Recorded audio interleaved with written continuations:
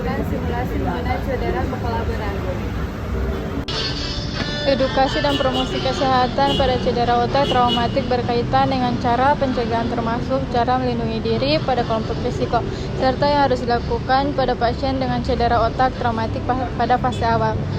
Nah, berikut edukasi pasien. Teredukasi terhadap pasien ataupun caregiver sangat penting diberikan terutama dalam mencegah kondisi-kondisi mengancam nyawa dan mencegah komplikasi yang berat.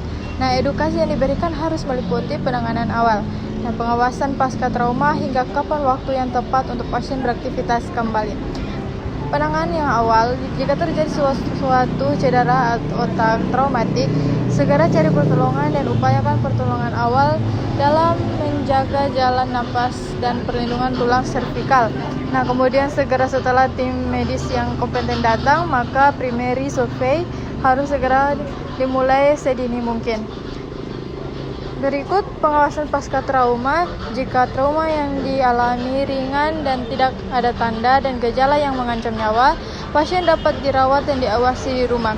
Keluarga pasien harus diminta memperhatikan kondisi pasien di rumah trauma, kemungkinan pemburukan trauma. Pasien harus dibawa ke IGD segera mungkin jika terjadi hal-hal sebagai berikut. Pertama, muntah 2 kali atau terus-menerus selama 4 hingga 6 jam setelah trauma, mengalami pemburukan atau nyeri kepala berat, adanya red flags atau tanda bahaya nyeri kepala pada anak perlu diperhatikan. Nah, ada perubahan kesadaran secara kualitatif maupun kuantitatif menurut Glasgow Coma Scale atau GCS. Contohnya, pasien semakin mengantuk hingga sulit untuk dibangunkan. Nah, mengalami kebingungan dan tidak bertindak secara normal, mengalami keadaan sulit berjalan, berbicara atau melihat, mengalami kaku, kuduk, kejang, atau gerakan abnormal lain yang mengkhawatirkan. Pasien anak yang tidak mau berhenti menangis atau terlihat mengalami kondisi yang berat, mengalami kelemahan atau mati rasa pada anggota tubuh. Nah, kemudian kembali beraktivitas. Pasien yang mengalami cedera otak trauma disertai gegar otak memiliki risiko komplikasi yang serius atau bahkan fatal jika mereka mengalami cedera kepala kedua dalam jarak yang relatif pendek dengan cedera pertama akibat second impact syndrome.